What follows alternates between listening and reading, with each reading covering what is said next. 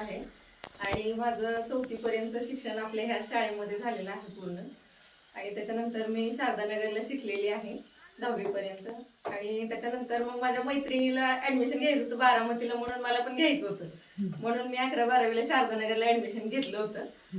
आणि तिथून पुढे माझा खरा प्रवास सुरू झाला. मग त्याच्यानंतर मी ठरवलं होतं की तेव्हा मी म्हणायचे नाही मला डॉक्टर व्हायचंय. मग नंतर ते स्वप्न मागच पडलं आणि मग नंतर मग थोडे दिवस थांबून मी BS ऍग्रिकल्चरला ऍडमिशन घेतलं.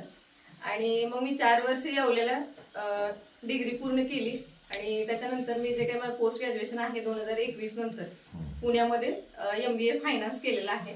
2023ला मी पास आउट आहे.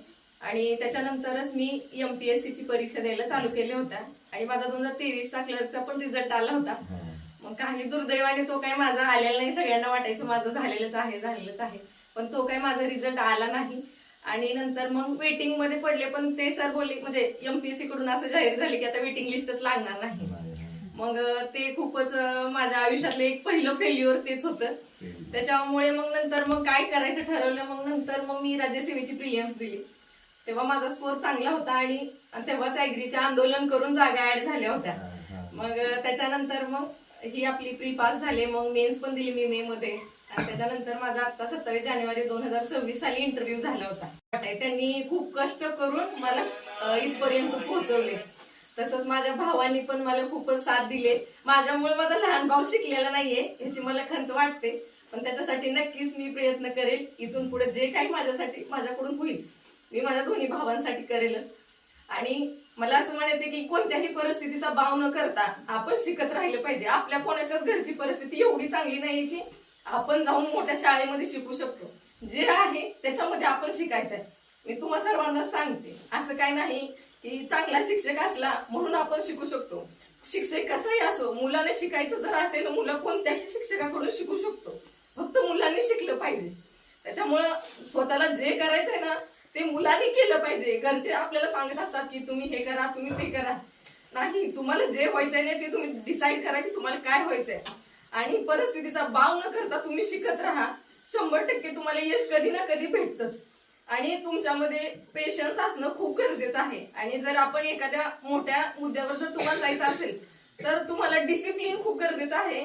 जो की स्पर्धा परीक्षा सारख्या क्षेत्रामध्ये जायचं असेल तर पेशन्स, डिसिप्लिन आणि कन्सिस्टन्सी ही जर महत्वाची आहे. हे जर तुमच्याकडे असेल आणि प्रत्येक मुलामध्ये ते कॅलिबर असतंच.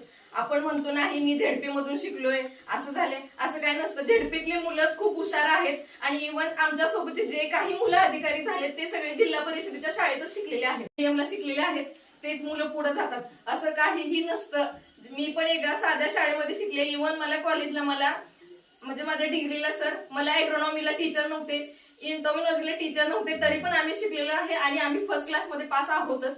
आणि माझ्या कॉलेजचा अजून एक मुलगा तालुका कृषी अधिकारी झालेलाच आहे. असं काही नसतं कॉलेज खूप खराब आहे असं तसं नाही. जर मुलांना शिकायचं असेल तर मुलं कुठेही शिकतात आणि त्यांच्या जिद्दीच्या ह्याच्यावरती मुलं खूप लांबपर्यंत जाऊ शकतात.